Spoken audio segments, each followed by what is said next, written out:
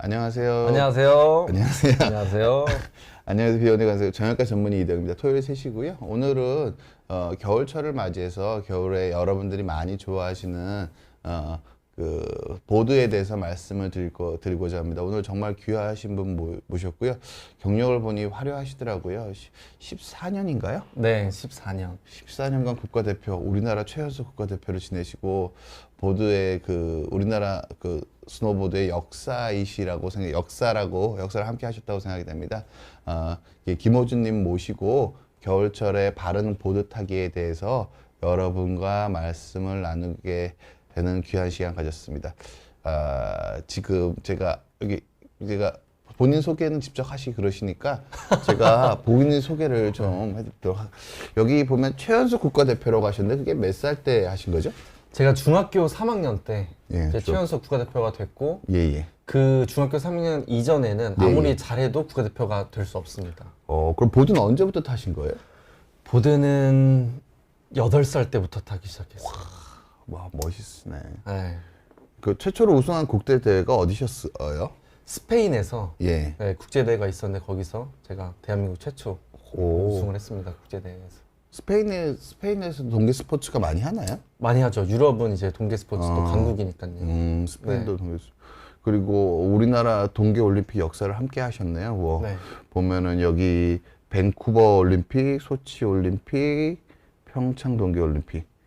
어느 대회 성적이 가장 좋으셨어요? 제가 성적을 다 기억하고 있지 않아서. 예. 근데 좀 하프파이브 종목 추천하신 거죠? 네, 맞습니다. 야, 국내에서 보드로 우승하신 분이 그렇게 많지 않으시 근데 FIS 공인대회가 세계 스키 연맹인가요? 네, 맞습니다. 세계 스키 연맹 공인대회에서 하프파이브 우승하셨으면 네. 거의 최초에 가깝지 않으신가요? 네, 그래서 최초의 국제대회 우승도 했고, 예. 그다음에 최초로 올림픽에도 출전을 했고, 예. 원래 제가 있기 이전에는 스노보드 네. 종목에서 올림픽에 나가는 선수가 한 명도 없었어요. 정식 종목이 언제 된 거죠, 스노보드가? 정식 종목이 1998년 나가노 올림픽 때였습니다. 나가노부터 네. 98년. 그렇구나. 네, 그러니까 한참 됐죠. 우리나라에 좀 보급이 좀 늦었던 거네, 상대적으로. 그쵸. 저 우리나라에서도 이제 90년대에 들어왔지만, 예. 이렇게 엘리트로 들어온다기보다는 예. 좀 레저 스포츠 쪽으로 들어왔죠. 지금 여기 유튜브 활동도 열심히 구독자인데요. 네, 여러 가지 활동 많이 하시고 되게 재밌는 컨텐츠가 많은 것 같더라고요. 네. 보타남이 무슨 뜻이죠? 다들 눈치채셨겠지만 보드 타는 남자의 줄임. 보드. 보타남 김호준으로 지금 유튜브 활동을 하고 있습니다. 그래. 저기 모자에 기업 로고가 있는데 네네. 기업 모델이셨나요? 네, 제가 밴쿠버 나간 순간부터 예. 끝나는 평창 때까지 예. CJ에서 이제 협찬을 받으면서 프로로 활동을 했습니다. 정말. 예. 네. 이거 의사로서 제가 걸어온 길보다 훨씬 더 아름다운 것 같습니다. 죄송합니다. 제가 오늘 이제 보드에 대해서 얘기를 할 텐데 일단은 그러니까 보드를 타는 데는 제가 네. 겨울철 스포츠 보면은 저는 스키는 좀 탔었고 보드는 한 번인가 타본 것 같습니다. 보드를 타니까 보드가 되게 무섭더라고요. 그리고 제가 정형외과 의사로서 근무를 하다 보면은 보드를 타다가 여러 군데 다쳐서 오신 분들을 정말 많이 봅니다.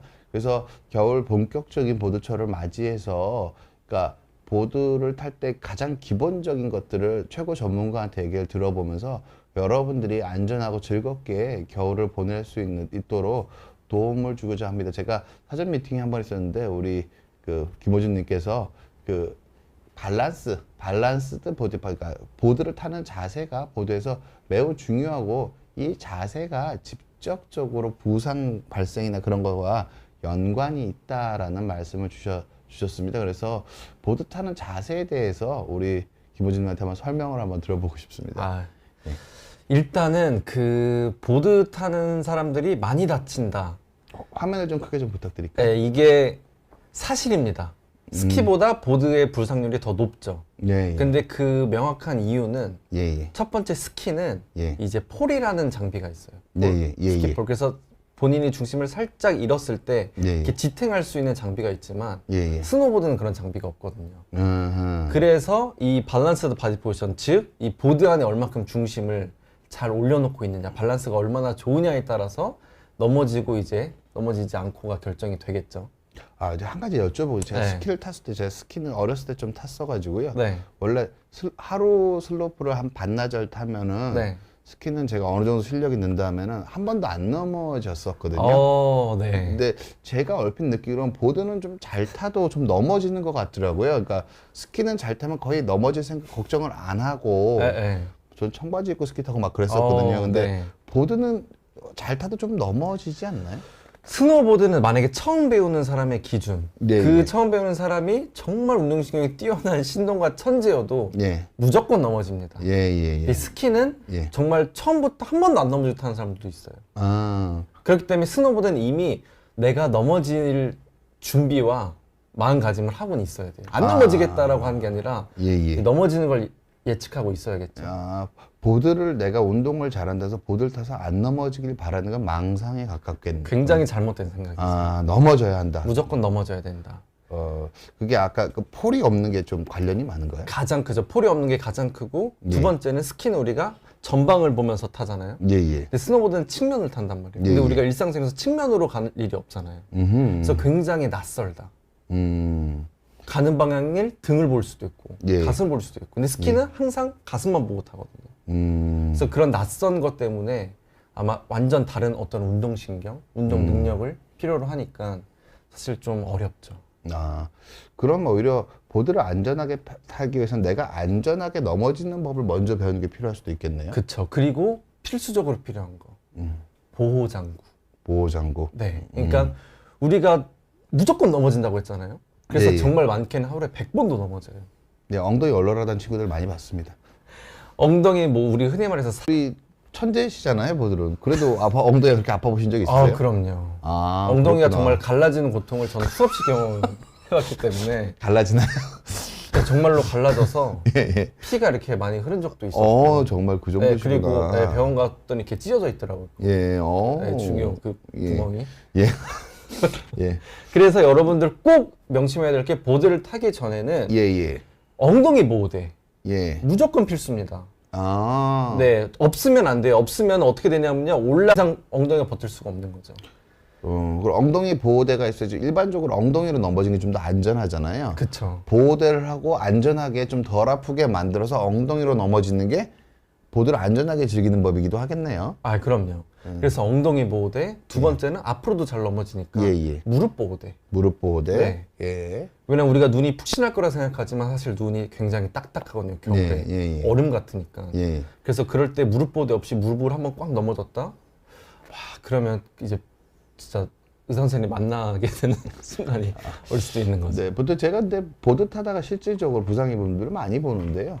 그러니까 엉덩이는 친구들이 보드 타고 뭐 엉덩이가 아프다는 얘기는 많이 하는데 엉덩이 다쳐서 병원 오는 사람은 없고요. 그러네요. 별로 못 네네. 본 것 같고요.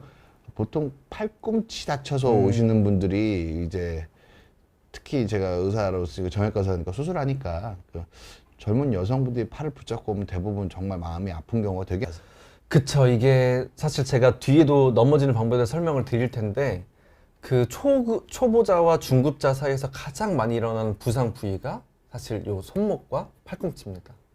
왜냐하면 우리가 결국에 손으로 짚게 되니까 땅을. 네. 근데 짚었을 때 본인의 체중을 여기에 감당을 해야 되는데 사실 감당을 못 하거든. 그건 좀 이따 다시 쭉 네네. 말씀해 주실 것 같긴 한데 그럼 일단은 네. 보드 탈 때 바른 자세란 게 어떤 거죠, 선생님? 가장 보드 탈 때 우리가 처음부터 끝까지라는 거 국가대표한테도 예. 이렇게 설명이 되는 부분이 지금 제가 화면을 띄워놓은 BBP라는 자세예요. 예. 그래서 이게 스노보드의 기본 자세로 명칭이 되어 있고 예. 이 BBP는 밸런스드 바디 포지션이죠. 그래서 어떤 것이 가장 밸런스하냐, 예. 가장 중심을 잘 잡느냐라는 포지션이거든요. 예. 그래서 무릎을 너무 낮춰도 안 되고 예. 무릎을 너무 높여도 안 되고 무릎은 내가 편안한 정도의 구부림. 그리고 여기 보시면 아시겠지만 이 상체가 구부려지는 게 아니라 서 있어야 되고. 예. 네. 그래서 의자를 앉듯 자세를 낮춰야 되지만 여기서 중요한 거는 엉덩이를 발뒤꿈치가 나란히 둔다. 엉덩이가 너무 뒤로 빠져도 안 되고. 예. 네. 그래서 우리가 보드 안에 중심이 딱 들어갈 수 있게 낮은 자세를 유지하는 것이 BEP라고 얘기할 수 있죠. 보통 근데 이 자세를 보면 이 자세는 어디서 본 것 같습니다. 보통 약간 그 골프 자세랑 셋업 자세랑 좀 비슷한 느낌이 좀 있는데 어떠세요?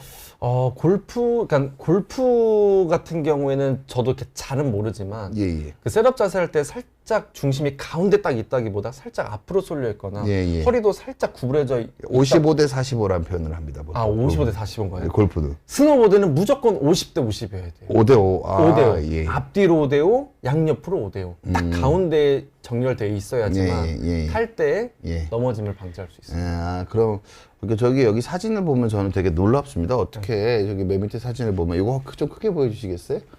여기 사진을 보면은 이게 앞뒤로 기울어져 있는 정도가 네. 이것도 한 45도, 이것도 한 45도 돼 보여서요.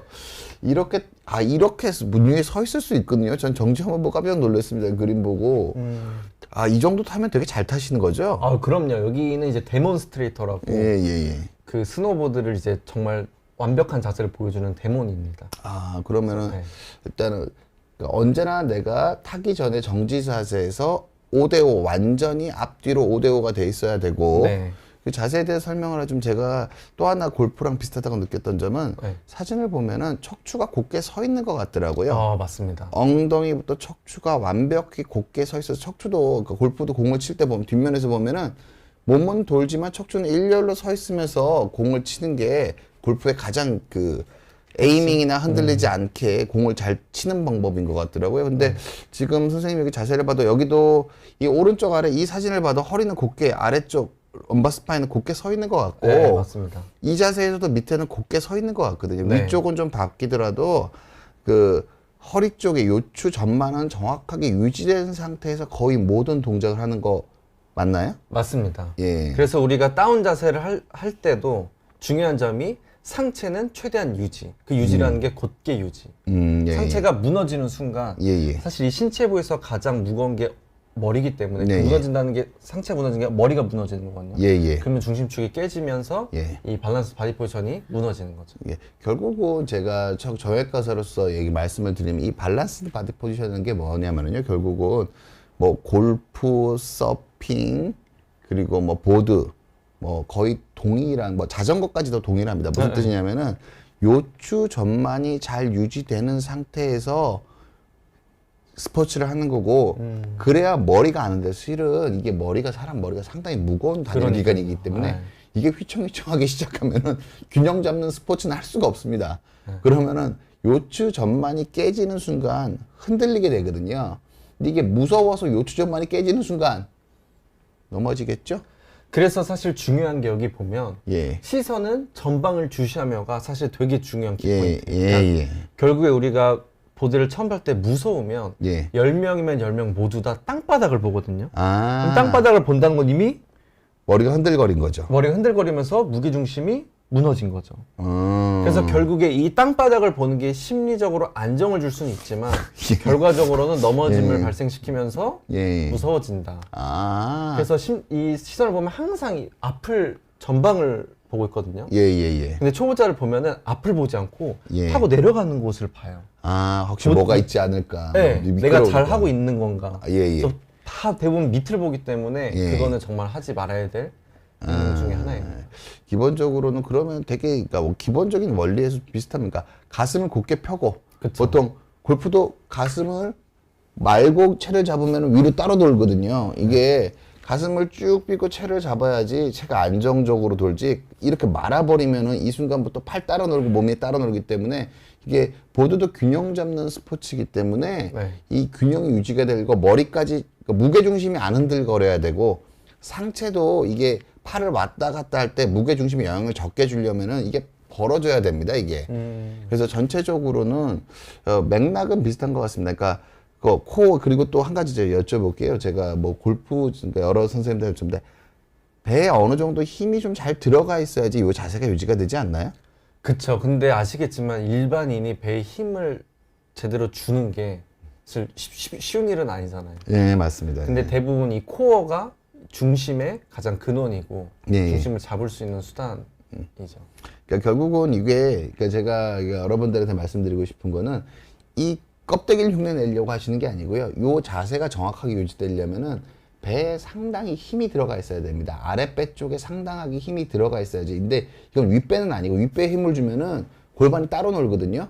여러분이 힘을 줘보시면 아는데 팔에 힘 주고 윗배 힘을 꽉 주고 엉덩이 앞뒤로 하면 엉덩이 앞뒤로 움직여요. 근데 아랫배에 힘을 꽉 주고 엄대를 딱 뒤로 하면 몸 전체가 흔들거립니다. 무슨 뜻이냐면은 골반이랑 허리랑 따로 놀지 않아야 됩니다. 골반이랑 허리랑 일체가 돼 있어야지 이게 중심이 덜 흔들거리거든요. 그리고 지면에 이런 울릉불릉한 것들을 몸이 무게중심이 흔들리지 않고 잘 읽을 수 있으실 거예요. 그래서 여러분들한테 제가 뭐 오늘 강의 보신 분들한테 꼭 드리고 싶은 말씀은 골프랑 똑같고요. 자전거랑 똑같습니다. 아랫배에 힘이 잘 들어가서 척추가 곧게 유지된 상태에서 기본 자세를 취하셔야 되고, 우리 그 뭐 여기 그러니까 뭐 김모수님 말씀하셨지만 국가대표님께서 말씀하셨지만 머리까지도 이게 흔들리면 안 된다. 흔들리면 안 되고 일체로 하나로 돼 있는 상태가 어떤 자세에서도 유지돼야 된다. 저는 그게 보드를 타는데 가장 기본적인 자세. 네. 그게 제일 중요한 게 맞겠죠, 선생님? 맞습니다. 예. 아니, 너무 정확하게 말씀해 주셔가지고 예.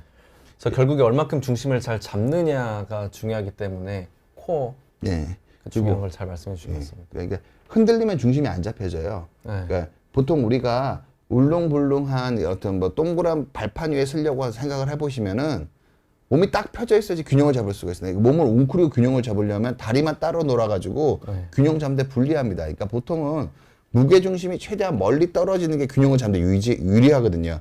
낮은 데서 이렇게 균형을 잡으려면 조금만 옆으로 가도 물리가 아주 간단한 과학인데 토크가 커지기 때문에 확 움직인다고요. 이게 높으면 높을수록 어떤 의미에서는 유리합니다. 무게 자체가 더 적게 흔들릴 수가 있으니까. 그래서 이 기본 자세를 잘 이해를 하시고 뭐 겨울에 보드를 즐기시면은 조금 더 보드 실력에 도움이 되지 않을까 생각이 듭니다. 저기 질문들이 몇 가지 있는데 예. 안녕하세요. 저는 지난달에 처음으로 보드라는 거를 타봤는데 타고 나서 안 쓰던 근육에 지연성 근육통이 오더라고요. 이번 겨울엔 스노우보드를 처음으로 타보려고 하는데 보드 탈 때 자주 쓰는 근육은 무엇인가요? 타기 전 필요한 근육들을 헬스장 가서 강화하는데 어떤 머신 운동을 추천하시나요? 보통 스노우보드를 처음 타게 되면은 누구나 겪는 근육통이 이 대퇴사두와 그다음에 종아리, 비복근에 이제 그 알이 베긴다 그러죠. 막 걷지 못할 정도의 근육통들이 생기거든요. 근데 그렇기 때문에 사실 이 전에 그 까치발 드는 운동, 그 운동과 이제 스쿼트 운동, 그 두 가지만 어느 정도 해놓고 가도 무조건 알이 베기긴 할 거예요. 왜냐면 그 근육 쓰임과 또 보드 타는 근육의 쓰임은 다르기 때문에. 근데 어쨌든 그 전에 이렇게 하체 강화 훈련을 하고 아까 말씀해 주셨던 코어 근력 운동을 하고 난 다음에 이제 보드를 타게 되면 남들보다 확실히 그 작은 근육통과 좀 더 편안하게 보드를 탈 수 있지 않을까 생각합니다. 근데 그러니까 보드가 원래 처음엔 생길 수 있지만 근력이 많이 필요한 운동인가요? 생각보다 근력이 되게 많이 필요로 하는 게 자, 우리 살짝 이 의자에 앉는 자세 90도는 아니더라도 한 요 정도 자세로 요 정도 자세로 한번 10분 있어 보세요 하면 그럴 수 있는 사람이 몇이나 될까요? 자, 그 말은 무슨 말이냐면 보드는 처음부터 내려오는 그 순간까지 무릎이 다 펴져 있는 시간이 없어요. 그럼 무슨 말이냐면 살짝 앉는 자세로 슬로프 처음과 끝을 계속 내려오는 거예요. 그렇게 된다 가정하면 우리가 가만히만 있어도 허벅지가 막 터질 것 같은데 타면서 중심까지 잡아야 되잖아요. 진짜 힘들겠네요. 그쵸.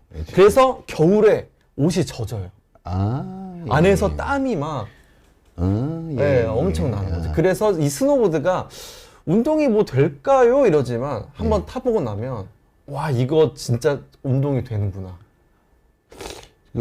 우리 김호준님 이 사진에 다는 거 이것도 앉아 있는 거고 그쵸? 이것도 앉아 있는 거네. 똑같은 자세. 발목만 바뀌었지. 그렇죠. 실은 엉덩이랑 상체를 보면 똑같이 앉아 있습니다. 앞으로 가건 뒤로 가건. 진짜 그렇구나. 깜짝 놀랐네요. 그래서 슬로프를 긴 거 타고 내려면 10분, 15분도 타고 내려오는데 그 내려오는 동안 이 자세를 계속 유지한다고 가정을 한다면 보통 어려운 게 아니겠죠. 유지가 안 되면 바로 넘어지겠네요. 또 브로콜리님이 스노보더 선수면 공중에서 빙글빙글 도시기도 하나요? 자, 스노보드는 크게 두 종목으로 나뉘어요. 첫 번째는 연기 종목. 지금 말씀하신 것처럼 빙글빙글 도는 종목, 그리고 다른 하나는 스피드 종목. 누가 더 빨리 내려오냐. 근데 저 같은 경우에는 이제 연기 종목의 하프파이프 선수였습니다. 따라서 빙글빙글 3바퀴도 돌고 2바퀴도 돌고 막 뒤로 돌고 앞으로 돌고 하는 종목을 했던 선수입니다. 어지럽지 않으세요? 빙글빙글 돌아서 딱 하면은 세상이 막 빙글빙글 돌지 않나요? 그래서? 보통 일반 분들 그럴 거라 생각하는데 예, 예. 그런 경험은 한 적이 없어요. 아, 그래요? 제가 그래서 제자리에서도 막 돌아봤어요. 제자리로 돌아도 예. 안 어지럽나. 예. 근데 제자리로 돌아보니까 완전 어지럽더라고요. 그래서 어. 공중에서 도는 것과 제자리에서 도는 것의 차이는 예. 크게 있더라. 아, 네. 예. 그렇구나. 예. 되게 진짜 저는 이렇게 종목들 보면 정말 720도도 돌고 막 그러잖아요. 네. 공중에서 돌고, 와, 이게 그냥 저렇게 돌고 서 있으라고 해도 넘어질 것 같은데 저 사람들은 돌고 나서 신기하게 안 넘어지고 잘 내려온다. 그런 생각 많이 하는데, 아, 그게 또 공중에서 또 다른 맛이 있으신가 보네. 네, 어지럽다기보다 엄청난 그 스릴이 존재하죠. 진짜 짜릿할 것 같긴 합니다. 자, 0200 미니님이 6세 아이 보드 가르쳐도 되나요? 너무 어릴 때 가르치면 성장이 안 좋거나 그런 건 없나요? 그런 거 없습니다. 네, 6세 아이 보드 가르쳐도 되고 최근에는 이제 4세부터 보드를 타는 와. 친구들이 되게 많거든요.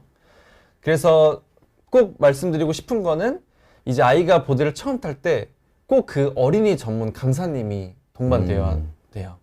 왜냐하면 이제 어린아이들을 처음 가르칠 때는 저희가 몸에 이렇게 줄을 묶어서 최대한 예. 안 넘어지게 잡아주거든요. 아, 예. 왜냐하면 어린아이가 넘어져도 다치면 안 되니까. 그래서 어린아이한테는 뭔가 기술을 막 가르치기보다는 슬로프를 그냥 내려오는 그런 재미를 선사해 주거든요. 예, 예, 예. 그래서 뭐 성장에 안 좋거나 그런 거는 전혀 없고 꼭 처음 탈 때 그 전문된 강사님과 동반되면은 아이들도 굉장히 좋아할 거라고 생각합니다. 우리 몇 살 때 보드 배우셨죠? 저는 4살 때 스키를 탔고요. 예, 예. 8살 때부터 보드를 탔습니다. 그럼 스키를 타다가 보드를 배울 때도 전문 강사가 필요한가요? 무조건 필요합니다. 아, 보드랑 스키랑 완전히 네. 다른 운동이다. 네, 어떻게 타는 것 자체가 완전 다른 맥락이기 때문에 아까 말씀드렸듯이 폴이라는 게 없기 때문에 오히려 스키는 배우지 않더라도 막 아장아장 이렇게 폴을 해가지고 예, 타는 예. 경우들도 많아요. 근데 보드는 그런 경우가 아예 없습니다. 제 저질 경험을 말씀드리면 제가 처음에 중학교 때 스키장 갔을 때 친구가 슬로프에 버려두고 가더라고요. A자 한번 보여주고 그다음부터 눈을 엄청 맞고 한 30분 동안 내려오고 나서 스키를 타기 시작했는데 네. 보드를 딱 한 번 타봤는데요. 스키랑 진짜 다르더라고요. 완전 다릅니다. 이건 하면 몸이 부서질 것 같다는 느낌이 들더라고요.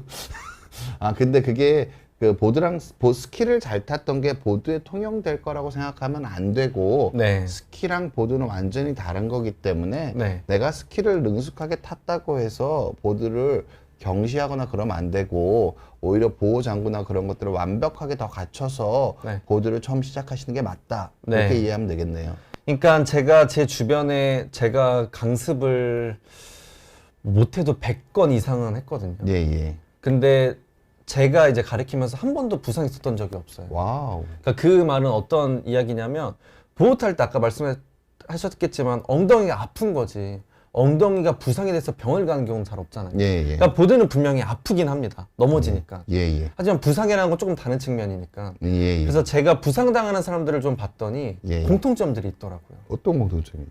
강습을 받은 경험이 없다. 아. 그럼 어떻게 보드를 타게 됐냐라고 했더니 친구 따라가서 타거나 아니면 무슨 동아리 같은 데 가서 했거나 아니면 내가 너무 해보고 싶어서 그냥 했거나. 근데 보드는 그렇게 되면 말씀드렸다시피 계속 넘어지는 반복을 하게 되니까 거기서 이제 부상이 오는 경우들이 굉장히 많더라고요. 그럼 최소한 몇 번 정도는 배워야 될까요? 최소한. 최소한 한 번. 최소한 한 번. 네. 최초 한 번은 네. 꼭 배워야 된다. 최초 한 번은 꼭 배우셔야 돼요. 왜냐하면 사람마다 이제 운동신경이 다르니까. 예, 예. 그래서 운동신경이 좋은 분은 한 번 배우고도 아 내가 이렇게 타는구나 알 수 있는 사람이 있고 예, 또 한 예. 번은 부족한 사람이 있겠지만 그래도 최소한 한 번을 강습을 경험하고 나면 슬로프를 어떻게 내려오는지를 배우거든요. 어떻게 넘어지는 걸 배우고. 큰 코 다치기 전에 전문적인 자격증인 사람한테 네. 한 번은 배우고 시작하자. 네. 그게 더 나은 방법이다. 훨씬 더 무조건입니다. 여기 0200 미니님이 네. 신랑이 가르치시려고 한다는데요. 어떡할까요?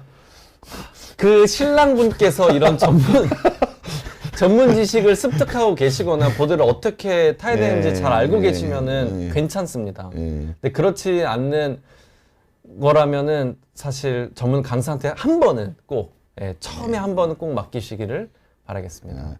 전문적인 분이 아니시라면 한 번은 전문적인 분한테 배우고 그 다음에는 뭐 신랑분이 조금씩 봐주시고 그렇게 네. 하시는 게 좀 더 일반적으로 확률이 높은 방법이겠네요. 그럼요. 예. 더 재미있고 안전하게 탈 확률이 훨씬 더 높아지죠.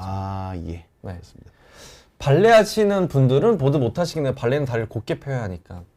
자, 발레는 제가 안 해봐서 모르겠지만 발레 하시는 분들이 앉았다 일어나기 못 하진 않을 거예요. 그러니까 그 말은 어떤 의미냐면 발레 하시는 분들도 당연히 보드 잘 탈 수 있죠. 왜냐면 발레 하시는 분들이 걸을 때 무릎 다 펴고 걸을 수는 없잖아요. 예. 네, 그러니까 그런 측면에서 발레 하시는 분들이 또 운동신경이 더 좋으실 거고 어떻게 운동 그 커리큘럼을 잘 아실 거니까 뭐 보드를 못 하거나 그런 거는 전혀 없습니다. 경환희 님이 질문 주셨는데 허리 디스크와 무릎 반월상 연골 파열된 것 같은데 보드를 타도 될까요? 먼저 대답해 보시죠. 예. 파열된 것 같은데와 파열된 거는 굉장히 다른 의미라고 생각을 해요. 그래서 이 결과값으로 이게 파열이 된 것 같이 그냥 내가 조금 아픈 건지 아니면 정말 파열이 된 건지에 따라서 만약 파열된 것 같은데 만약에 그 소견으로는 이상이 없다 이러면 당연히 보드를 타도 되겠지만 파열이 됐다라고 하면 보드를 지금 타는 거는 사실 금지해야 되지 않을까 생각합니다. 제가 답변 드리면은요. 허리 디스크는 이게 허리 디스크가 튀어나온 상태를 말하는 거인 경우가 많습니다. 결국은 이게 옛날에 허리 디스크가 찢어져서 밀려 나왔어도 MRI 찍으면 허리 디스크라고 나와요. 근데 영상학적으로 허리 디스크라는 진단이 중요한 게 아니라 지금 현재 통증 유발이 되느냐 안 되느냐가 중요합니다. MRI를 찍어서 디스크가 있다고 이게 언제 생긴 건지 실은 영상학적으로 의사들이 알 수 있는 게 아닙니다. 실질적으로 이게 최근에 파열인지 아닌지를 아는 방법, 이게 불안정한지 아닌지를 아는 방법은 환자분들의 임상 증상에 달려 있습니다. 무슨 뜻이냐면은 실제로 허리 갑자기 상하신 분들은 양말 제대로 못 신습니다. 등은 많은 게 안 돼요. 무슨 뜻이냐면요. 디스크에 압력이 가는 순간 허리가 아픕니다. 그래서 디스크에 허리를 숙였다 폈다 할 때 허리에 통증이 유발되는 상태에서는 이게 디스크가 외부적 물리적 힘에 취약한 상태라고 받아들이시면 됩니다. 그런 상태에서 타시는 분은 대부분 없으실 거고요. 그리고 이게 만성 디스크가 되면은 숙였다 폈다 할 때 허리는 별로 안 아픈데 다리가 저립니다. 허리 통증은 좀 줄어들고 디스크가 누르고 있기 때문에 누르는 거에 압력 변화가 생기거든요. 그래서 신경에 대한 압력 변화가 생기기 때문에 숙이면 저린 증상이 쭉쭉 내려가요. 그것도 약간 불안정한 상태에 가깝기 때문에 보통 이런 분들은 알아서 안 태세요. 이 상태에서 타시는 용감한 분은 별로 없으실 것 같고요. 기본적으로 제가 아까 그 선생님 말씀하신 거 들으면 느낀 거는 이 기본적인 자세가 잘 유지되면서 아랫배 여기 보시면 이 기본적인 자세가 잘 유지되면서 아랫배에 충분히 힘이 들어가 있는 상태로 엉덩이로 넘어지면은 허리가 웬만하면 안 나갑니다. 무슨 뜻이냐면은 아까 말씀하신 거지 이 바른 자세가 왜 중요한 거냐면은요. 이렇게 허리를 딱 펴고 있는 상태에서 엉덩이에 충격을 받으면 디스크 압력이 많이 안 가요. 앞이랑 뒤가 나눠 가지거든요. 근데 이걸 동그랗게 말고 엉덩이로 꽉 주저앉으면은 앞을 콱 누르게 됩니다. 디스크 척추뼈가 원래 이렇게 있는데요. 이걸 이 상태에서 엉덩방을 찍으면 이렇게 되겠죠. 근데 이걸 앞으로 말고 있는 상태 찍으면 앞으로 확 눌립니다. 그럼 이럴 때 디스크가 나가는 거거든요. 그래서 넘어지는 순간조차에서도 이 자세를 잘 유지하시면은 허리의 부상을 많이 줄일 수 있을 거라고 생각을 하고요. 무릎 반월상 연골 같은 경우에는 찢어져 있다고 하더라도 증상이 없다면은 어떤 스포츠에 그렇게 제약을 두실 필요는 없고요. 오히려 이게 부상 가능성을 생각을 했을 때 스키가 무릎은 더 많이 다칩니다. 왜냐하면은 스키가 돌잖아요. 물론 부츠가 벗겨지고 스키가 탈착이 되긴 하겠지만 기본적으로 보드를 타면서는 무릎을 앞으로 찢는 거 가지고는 별로 안 다칩니다. 무릎에 실제로 반월상 연골의 부상은 90도에서 100도 이상 구부린 상태에서 힘을 주거나 트위스팅 되는 힘으로 다치거든요. 근데 보드는 이런 식으로 무릎이 보드판에 묶여 있으면 무릎에 트위스팅 되는 힘이 상대적으로 적게 오게 됩니다. 맞죠? 네, 맞습니다. 트위스팅 될 일은 별로 없기 때문에 무릎을 직접적으로 찌면서 뼈가 깨질 수는 있는데 저는 아직 보드 타다 무릎 뼈 깨지신 분은 못 봤고요. 기본적으로 무릎 연골판 손상은 오히려 별로 안 옵니다. 오히려 무릎 연골판 손상이 있으시면 어쩌면 좋은 분한테 강습을 받으신다면은 스키에서 보드로 전환하시는 게 오히려 무릎 연골판에는 더 안전한 방법이어서 다른 부분은 모르겠지만 이렇게 설명드리도록 할게요. 무릎 아프신 분들도 많이 보시나요? 무릎 불편하신 분들? 그러니까 저는 이제 선수 입장이니까 예, 예. 그 일반인 입장에서는 이야기 듣는 것들이 많이 없어가지고 예, 예. 뭐 선수들은 아시겠지만 다 아파도 타니까 그쵸. 드릴 그쵸. 말씀이. 여러분들이 그러니까 제가 이렇게 선수분이나 운동을 좋아하시는 분들 보면 뭘 느끼냐면요, 안 아파서 운동 잘하는 거 아닙니다. 근데 문제는 내가 어느 정도 아픈지를 잘 느끼시는 분들이 네. 대성을 합니다. 그러니까 그러니까 부상 받을 것 같은 느낌을 잘 느끼시는 분들이 부상을 안 당하세요, 오히려. 근데 내가 부상 당하는 느낌이 뭔지 모르시는 분들은 열심히 해서 부상이 당해서 오래 못 합니다, 보통은. 실질적으로 여러분들이 착각하시는 게, 선수들은 하나도 안 아프고 너무너무 잘 되고 너무 강해서 잘 될 거라고 생각을 하시는데, 대부분 대성하시는 분들은, 저는 많은 경우에 뵌 분들은 아플 것 같은 느낌을 나는 걸 되게 스스로 잘 느끼시고요. 네. 아프지 않더라도 뭔가 불편하면 그걸 어떤 식으로 자기 운동이나 자세에서 녹여내서 네. 안 불편한 상태를 만들어서 운동을 하시더라고요. 그렇죠. 예. 근데 그게 운동의 재능이고, 실은 이게 네. 재활의 재능이랑 똑같습니다. 허리 아프신 분들이, 저희가 허리 수술하는 사람이니까 병원에 오시면 맨날 그래요. 아픈 적 한 번도 없었다고. 네. 한 달 전부터 아프다고. 아닙니다. 불편한 게 오랫동안 있다가 어느 날 아파지는 거거든요. 그럼 이 불편한 게 있는 상태에서 자세 개선을 하고 재활을 해서 그걸 제어하시면서 운동하시는 게 중요하고, 보드도 이렇게 훌륭하신 선생님한테 배워서 내가 뭔가 불안한 느낌이 있을 때 그걸 선제적으로 제어를 하면서 보드를 타시면 부상 위험을 훨씬 더 낮출 수 있지 않을까. 네. 그런 차원에서, 그러니까 단순히 기능적으로 뛰어난 사람이 아니라 그런 몸이 어떻게 느껴야 되는 건지 잘 이해하실 수 있는 전문적인 강사님한테 최소 한 번이라도 네. 강습을 받으시고 보드 타기를 권해주신 게 아닌가 싶긴 합니다. 맞습니다. 예. 그래서 이제 다음에 설명드릴 거는 이제 넘어지는 거. 예. 이게 네. 제일 중요한 거죠, 이게. 그러니까 이게 보드가 넘어지는 방향이 엉덩이 방향 뒤로 넘어지는 게 있고 무릎 방향 앞으로 넘어지는 방향이 네. 있어요. 근데 대부분 아까 말씀해 주셨겠지만 엉덩이로 넘어지는 쪽이 좀 더 안전하다. 왜? 근데 그거를 내가 의도하게 할 수는 없으니까. 그래서 네. 둘 다 우리가 배워야 되는데, 첫 번째 중요한 거는 우리가 초보자일 때 넘어질 때 갑자기 순식간에 확 넘어지는 일은 거의 잘 없어요. 예. 본인도 하다가 넘어지거든요. 그건 맞아요. 내가 넘어질 것 같은데 어떻게 근데 그럴 때 스키는 포를 짚고 안 넘어지겠지만 보드는 넘어지게 되거든요. 그래서 아. 내가 알아차렸을 때, 예. 넘어질 것 같다 알아차렸을 때 넘어질 준비 자세인데, 이게 어떤 준비 자세냐면 중심점을 최대한 땅바닥과 낮춰주는 게 제일 중요해요. 그래야 충격량이 줄어들거든요. 그쵸. 지면이랑 부딪혔을 때. 우리가 일어서서 꽉 넘어지는 것과 예. 그 완전 몸을 움츠리고 낮은 자세에서 넘어지는 거의 충격은 정말 차이가 굉장히 크거든요. 예. 그래서 낮은 자세 넘어질 때는 사실 몸에 충격이 별로 없어요. 예. 또 우리가 스키장에 경사도가 있기 때문에 예. 또 경사도가 충격을 많이 음. 흡수를 시켜주거든요. 그래서 첫 예. 번째는 뒤로 넘어질 때든 앞으로 넘어질 때든 넘어질 준비 자세를 하는 거 굉장히 중요합니다. 자세가 높아져 있는 자세를 아래로 낮추기. 그 다음에 이제 두 번째가 뒤로 넘어질 때 가장 많이 하는, 예. 그러면 우리가 일상생활에서 손을 이렇게 뒤로 짚는 일이 거의 없잖아요. 예. 그럼 뒤로 짚게 되면 손목, 팔꿈치, 어깨 다 부상 오는 거예요. 그나마 앞으로는 짚을 일이 있어서 우리가 근력이 앞으로는 좀 발달돼 있어도 살면서 이렇게 뒤로 이렇게 할 일은 없거든요. 그래서 손이 먼저 나가는 거 잘못된 거. 예. 그리고 두 번째는 손이 먼저 나가는 거 말고 더 잘못되는 건 손이 엉덩이 밑으로 깔리는 경우들이 있어요. 아, 그래요? 그렇죠. 왜냐하면 짚을 때 예. 이렇게 옆으로 짚는 게 아니라 이렇게 뒤로 짚거든요. 엉덩이가 아파서 막으려고 그런 거 아닐까요? 그건 아닌데 무의식적으로 손이 예, 이렇게 예. 엉덩이 뒤로 예. 되면서 예. 엉덩이가 손을 깔고 문 게. 음. 그러면 이제 골절이나 아주 다른 부상들이 있을 수 있게. 그래서 최대한 처음에는 만약에 이렇게 낮은 자세에서 넘어지게 되면 손을 굳이 안. 그래서 제일 중요한 건 손을 안 짚는 게 중요하다. 아, 오히려 잘 안 굽혀서 자세가 높기 때문에 손을 짚으려는 욕구가 생기고 그 상황에서 부상이 오는 거기 때문에 그쵸. 오히려 자세를 충분히, 그러니까 균형이 안 잡히는 느낌에서 자세를 충분히 낮춰주면 오히려 손을 짚을 필요성을 못 느끼게 돼서 네. 상체의 부상 위험을 근본적으로 줄일 수 있다. 맞습니다. 예. 되게 좋은 얘기네요. 네, 그래서 뒤로 넘어질 때 생각해야 될 게 넘어지려고 할 때 자세, 낮은 자세를 유지.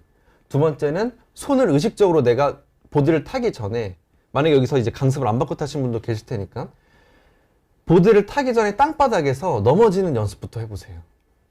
그래서 내가 아주 낮은 자세로 넘어졌을 때 충격을 한번 느껴보시면 이 정도는 괜찮아. 내가 손을 안 짚어도 되겠네? 라고 먼저 사전에 느끼시고 난 다음에 이제 보드를 타게 되면은 불안감이 사라지니까 별로 안 아픈데? 그러니까 이제 넘어질 때 좀 더 편안하고 충격이 안 가게끔 넘어질 수 있는 거죠. 제가 여기서 한마디 제가 여쭤보고 네. 이 넘어질 준비 자세도 결국은 허리는 직선으로 서 있는 거죠. 근데 우리가 자세를 최대한 낮추려고 하면 허리가 서서 자세를 낮추기가 어려워요. 그렇죠. 그러니까 우리가 자세를 낮추는 게 중요하지 지금 여기선 허리를 세우는 게 중요하진 않거든요. 예. 왜냐하면 오케이, 낮은 무슨 자세일 때 알았어. 넘어져야 충격이 덜 하니까. 그래서 허리를 세우고 낮추라고 하면 그렇게 낮춘 사람이 거의 없어요. 무슨 뜻인지 알아요. 네. 무슨 뜻인지 알아요. 제가 조금 설명을 보태자면은요. 네. 이게 뭐랑 똑같은 거냐면, 그러니까 결국 코어를 보호해야 되기 때문에 그 요추 전만은 사라지면 안 됩니다. 이 상태에서도. 네. 요추 전만은 유지되고 흉추만 말아야 되거든요. 이게 뭐의 기본 자세랑 똑같은 거, 자전거의 기본 자세랑 똑같습니다. 자전거 탈 때 우리가 등을 굽혀서 탄다고 생각을 하잖아요. 근데 자전거를 전문적으로 타시는 프로분들은 허리는 세우고 코어에 힘을 주고 탄다고 얘기합니다. 그게 무슨 뜻이냐면은 밖에서 보기에는 위쪽만 순간 이게 충격을 엉덩이에 받을 거잖아요. 네. 근데 배에 힘 빼고 넘어지면 허리 나갑니다. 넘어지려는 순간에 아랫배 힘을 더 주시고 힘을 주는 것만으로도 요추 전만은 대부분 유지가 됩니다. 그러니까 이거를 요추 전만을 유지해야지가 아니에요. 힘을 주는 순간 아랫배에 강하게 힘을 주고 숙이시면은 요추 전만은 어느 정도 유지되면서 숙이실 수 있으실 거라고 보고요. 네. 이게 이렇게 숙여지면은 손은 뒤로 갈 수가 없습니다. 그러니까 어깨를 말게 되니까 손은 뒤로 갈 수가 없게 되니까 제가 봐서는 어떻게 보면 이 넘어지는 순간보다 이 넘어지기 전에 이 기본 자세를 여러 번 반복적으로 이게 네. 그러니까 보드가 그 허벅지에 힘을 많이 줘야 된다는 걸 이해를 잘 못하고 하시면은 이게 잘 안 될 거예요. 그러니까 아랫배랑 허벅지에 죽어라고 힘을 주고 확 숙여야지 부상을 안 당할 것 같습니다. 네. 비슷하죠? 네, 맞습니다. 그래서 결국엔 이렇게만 되게 된다면 예. 사실 몸에 오는 예. 부상도 훨씬 더 줄고 좀 더 재미있게 보드를 탈 수 있게 되는 꼭 엉덩이 보호대는 꼭 필요하겠네. 이렇게 넘어졌을 때 엉덩이 보호대가 있어서 덜 아파 이렇게 넘어질 그렇죠. 거 아니에요. 엉덩이 보호대 있고 없고의 차이는 굉장히 큽니다. 예, 그게 저기 엉덩이 보호대가 없으면 넘어지면 아플 것 같으니까 네. 저거 저렇게 못 할 거 아니에요. 네.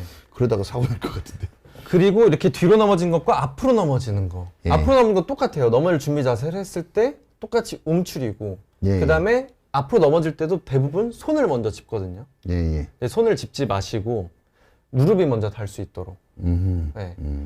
그래서 이 바닥에서 요걸 연습해 보면 충격이 그렇게 세지 않네라고 느끼실 거예요. 왜냐하면 우리가 바닥에서 연습할 때 이렇게 낮은 자세에서 넘어져 볼 테니까.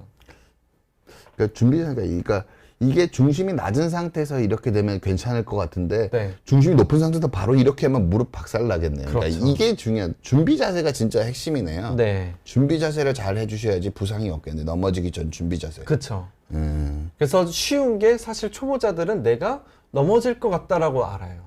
예. 갑자기 누가 뒤에서 확 미는 것처럼 꽉 넘어지는 게 아니라 우리 이제 외줄타기처럼 내가 떨어질 거라는 걸 인식하고 떨어지잖아요. 예, 바로 예. 확 떨어지는 게 아니라. 예. 그러니까 초보자들은 내가 언제 넘어질 것 같다라는 느낌을 알기 때문에 그때가 되면은 이 넘어질 준비 자세를 하고 계셔야 돼요.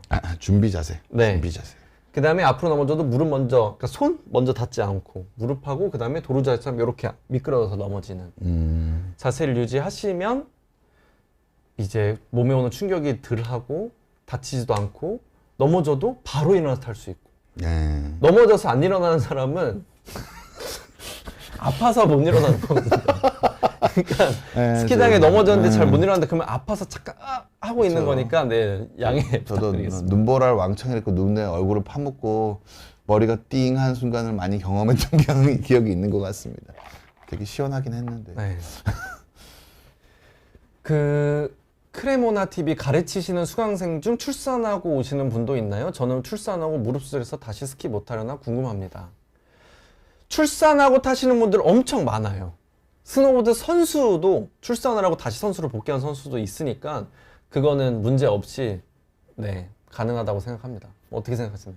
저는 그 출산은 당연히 가능해요. 무릎 수술하신 분이면은 어쩌면은 무릎이 여러 가지 손상이 있습니다. 연골 손상도 있고 십자인대 손상도 있고 연골판 손상도 있는데요.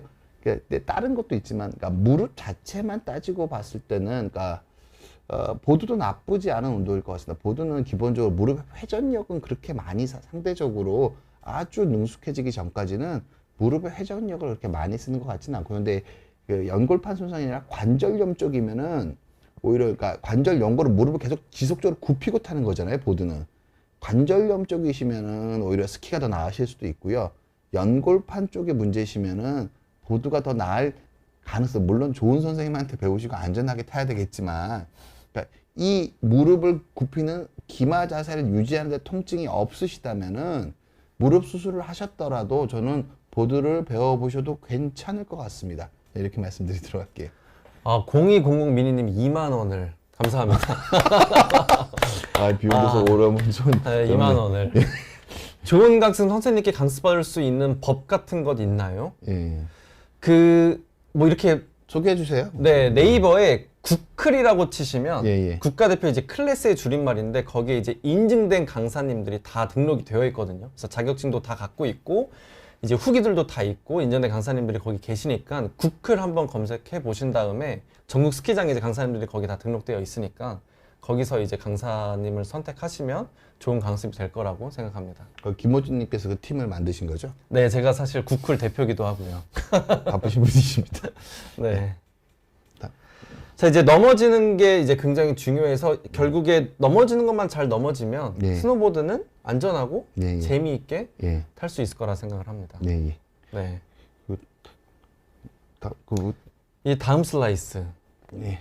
오, 이게 몇 살 때 사진이신가요? 이게 제가 보드 처음 탈 때 8살 때 사진이에요. 그래서 그 사실 뭐 어린아이들이 보드 타도 되나요? 라는 질문을 저도 되게 많이 듣거든요. 예. 그래서 그 부모님들이나 어른들은 처음 시작할 때 꼭 스키를 먼저 타야 된다고 생각들을 많이 하시더라고요. 예. 근데 이제는, 그러니까 저 때는 예. 제가 어렸을 때는 사실 그게 맞았어요. 예. 왜 맞았을까요? 왜 스키를 먼저 타고 보드를 타는 게 맞았어요? 가르쳐 주는 사람이 없어서. 오, 예. 맞아요. 예. 그때는 보드 타시는 분들이 많지도 않았고 그거를 예. 전문적인 지식을 습득하고 계신 분도 없었어요. 예. 그래서 저도 사실 타면서 정말 많이 넘어졌거든요. 예, 그때 예. 저도 어렸을 때 제일 잘 가르친다는 한테 배웠지만 예. 그때는 이제 어린 아이들이 탈 때 그렇게 전문적으로 가르치는 사람이 없다 보니까 어린 아이들이 타게 되면 많이 다치는 경우들이 생기는 거예요. 줄로 묶는다든지 그런 강습법이 발달이 안 있잖아요. 네, 안 돼 있으니까. 예. 뭐 사실 그냥 해. 예. 그냥 내려와봐. 정신력이지 뭐. 울지 마, 할 수 있어. 이런 강습법이니까 사실 어린아이들이. 그러니까 부모님들이 그때부터 예. 보드는 나중에 타야 된다. 그리고 보드는 위험한 거다. 예. 스킬 타야 된다. 예. 근데 지금은 시대가 많이 변했잖아요. 예. 그래서 어린 아이들도 스키보드 똑같이 탈 수 있고. 예. 그래서 제가 드리는 말씀은 이 어린 시절에 저도 타봤기 때문에 그때는 그랬지만 지금은 아니다. 예. 그래서 지금은 사실 어린 아이들도 본인이 어떤 것을 하고 싶어 하는지를 다 알거든요. 예. 그러니까 엄마가 얘는 스키 타야 돼, 보드 타야 돼가 아니라 그 어린 아이들한테 스키랑 보드가 이런 게 있는데 어떤 걸 타보고 싶어? 라고 했을 때 그 어린 아이가 나 보드 타고 싶어 하면 보드 타는 거고 스키 타고 싶으면 스키 타는 게 맞다고 생각이 듭니다. 너무 걱정을 하시기보다는 일단 좋은 강습을, 안전하게 강습을 받고 스타 할 수 있게 해주는 게 좋다. 결국 크면은 젊은 친구들은 대부분 보드 타고 싶어 하잖아요. 그 위험을 그냥 안전하게 처음부터 보드 타게 하는 게 더 나을 수 있다. 왜냐하면 스키를 배웠다고 꼭 보드 탈 때 부상 위험을 많이 줄인다고 보기는 어렵다. 맞습니다. 그렇게 이해하면 될 것 같네요. 네. 예. 그 브로콜리님이 김호준님 무릎 괜찮으신가요? 라고 하셨는데 저는 무릎을 다친 적이 한 번도 없어요. 그러니까 아까 여기 선생님께서 말씀하셨지만 스노보드가 무릎에 큰 부상 위험도나 영향을 끼치는 게 아니거든요. 예. 붙어 있으니까 스키 같은 경우에는 무릎이 진짜 돌아가요. 예, 뭘 회전을 하니까. 네, 스키가 돌아가면서 정말 무릎이 이렇게 돌아가 버리는데 보드는 무릎이 돌아가는 게 아니라 보드도 같이 돌아가 버리기 때문에 그래서 무릎 괜찮습니다. 예. 부상, 그러니까 퇴행성 관절염이 있으시면은 조금 힘들긴 한데 그거 아니시면은 그 연골판 쪽은 오히려 보드가 더 안전할 겁니다. 예. 그래서 이 옆에는 제가 어린 시절 예. 처음으로 이때가 이제 초등학교 6학년이었는데요. 어른들과 다 같이 하는 시합에서 예. 우승을 한 거예요. 성인 대회에서 네. 우승하신 거예요? 와. 그래서 사실 보통 이제 전국 대회를 나가면 이렇게 부별 시상을 하고 뭐 초등부, 예. 중등부, 고등부, 예. 대학부, 일반부 이렇게 나뉘는데 이 시합은 이제 이벤트 대회로 예, 예. 그런 거 구분 없이 다 예. 성인들도 와서 한 시합이었는데 그때 우승을 한 거죠. 초등학교 6학년 때.